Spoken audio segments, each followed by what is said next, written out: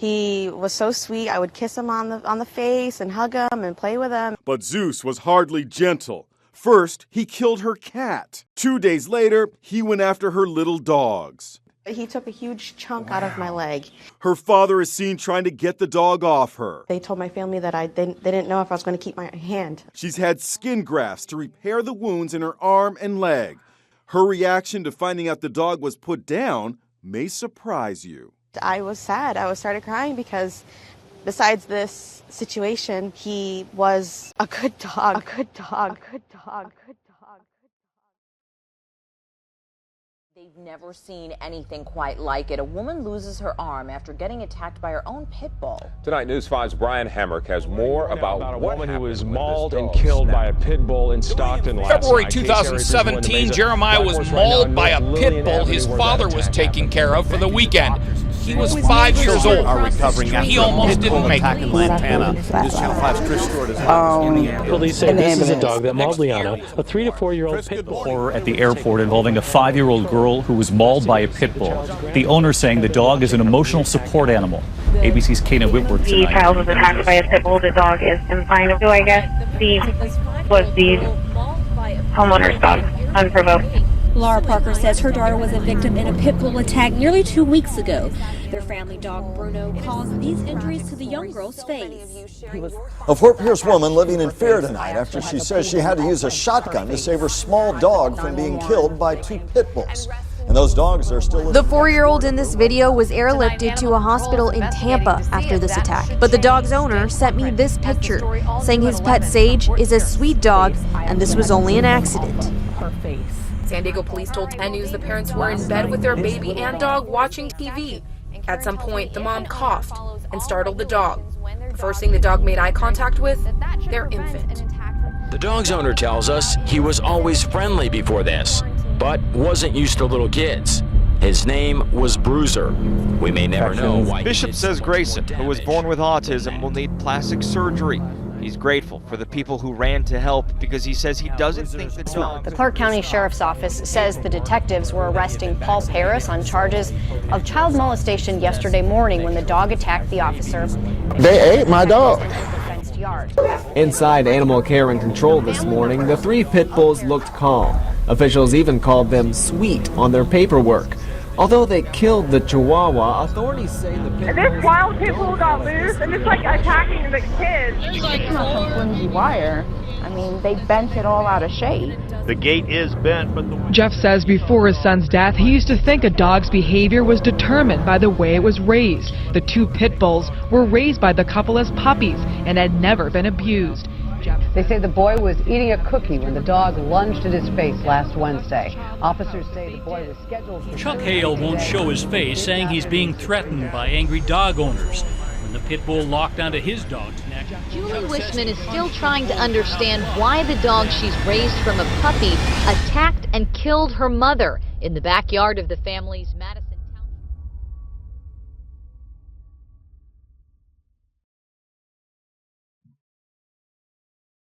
The pit bull is the common name of a number of dog breeds, first created in Britain in the early 1900s by combining the Old British Bulldog and the Terrier. The former, as its name suggests, was a dog valued for its ferocity and violence when fighting bears and bulls for the entertainment of its masters. The latter, while smaller, was a far more aggressive dog, bred for its gameness, a tendency to attack suddenly and without warning, and continue to fight its opponent until death if needed. According to Wikipedia, the gameness of the early hunting terrier was exploited by using them in a sporting contest called ratting, involving having terriers compete to see which one could kill a pit of rats the fastest. By mixing the terrier with the bulldog, the English were able to breed them big and strong, creating a typically black or brown dog with the combined dangerous nature of both of these animals and the size and strength of the bulldog.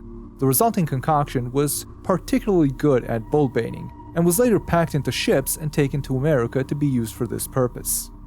Blessed with strong legs allowing it to run faster, a muscular upper body, and a large temporalis muscle taking up most of its skull, leaving less room for a brain, the pit bull was perfect for fighting and doing low-skill, hard labor. Adding to its distinct look was the bulging jaw muscle, strengthening its bite and giving the breed its characteristic high cheekbones, thick brow, and wide nose. However, as the use of pit bulls for bullfighting was being outlawed for being cruel to the bulls, their masters needed to find other uses for them and began to pit them against each other in a sort of battle royale. When this too was mostly illegalized, although never fully eradicated and therefore never fully bred out of them, their owners scrambled to find a task that the pit bull was capable of doing. First, they tried to use them to hunt slaves and work in the fields. However, the pit bull's low intelligence made it unsuitable for such work and necessitated for it to be constantly supervised. Later, there was even an attempt by some to sell these dogs in open-air markets. But since most people knew the danger of the breed, their owners resorted to trying to change the pit bull's name to Staffordshire Terrier, as well as other names, thereby obscuring their origin. The name change never stuck, and the shiftless pit bull continued to aimlessly wander the homes of those who grew too attached to it and attempted to employ it in some way. Regardless of all of this, and against their better judgment, over time people grew attached to these now useless dogs working in their fields, forgetting their purpose and transforming many of the field pit bulls into house pit bulls. As time went by and the past was forgotten, the pit bull even became known as a nanny dog among the naive, who would leave it alone with their children, often with devastating results.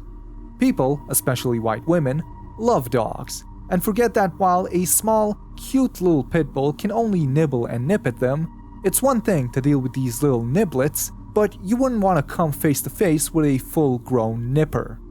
And so, those of them who were not careful pay the toll. But what is it about them that makes the pit bull so dangerous?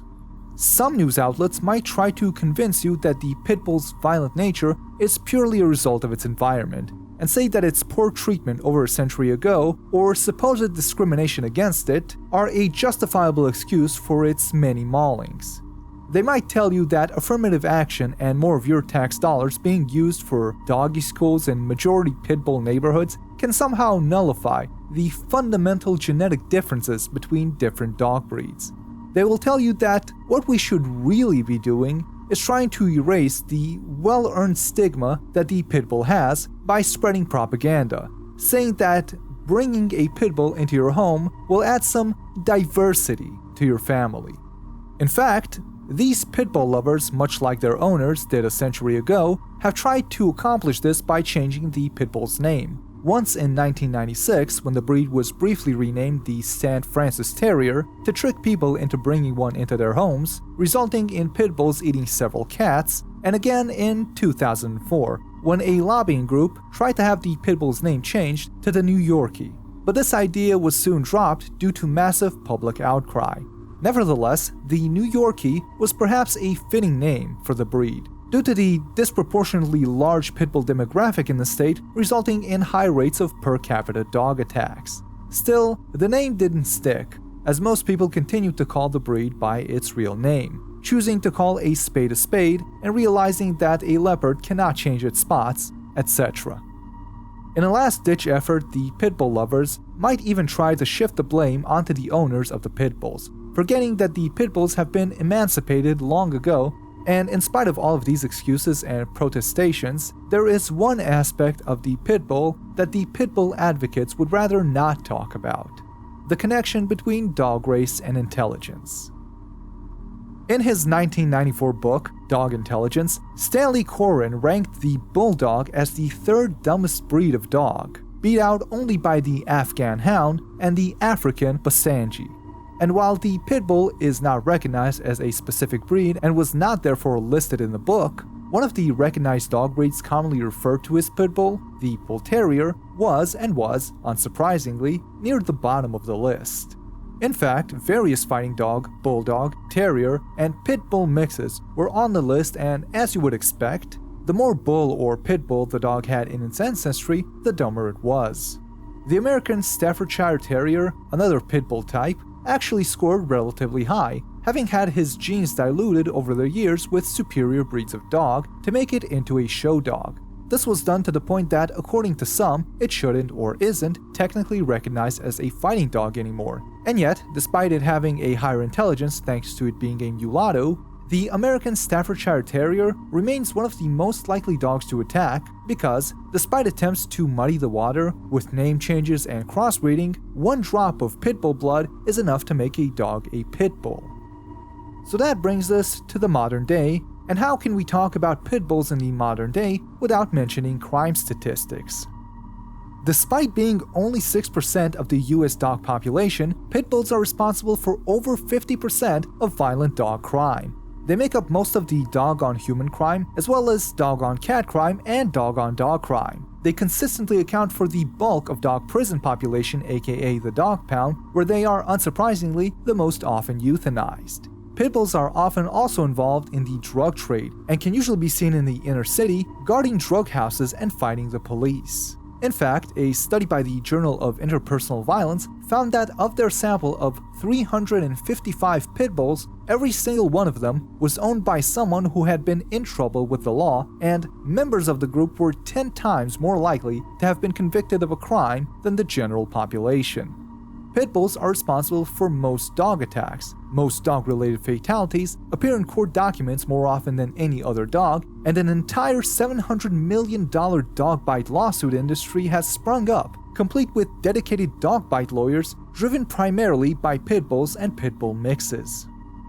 So finally, we must ask ourselves, what should we do with the pit bulls? So far, they have been banned in Denver and parts of Florida, and have had over 500 other cities place restrictions on them. They have been banned in Great Britain and New Zealand, not allowed to board planes in many airports, and listed as a deadly weapon in some places. Some believe that these dogs can be integrated into society and live alongside superior dog races. Some say that they should be segregated or kept in cages or just go back to the country that they came from, which, as I mentioned, doesn't want them back. So what can we do? Can the pit bull truly be reformed? It seems like the answer is no. It seems like no matter how tight the noose is around the pit bull's neck, a pit bull is still a pit bull. So how can we deal with the pit bull menace? Should pit bulls be segregated to their own separate but equal areas in the back of the dog park? Should they be made to drink from separate dog fountains and attend separate obedience schools that are better suited for their breed? I say that isn't going far enough. I believe that pit bulls should be forcibly bred with other dogs, or, better yet, neutered. You may think that what I'm saying is too extreme, but since nothing else has worked, perhaps it's time for a more final solution.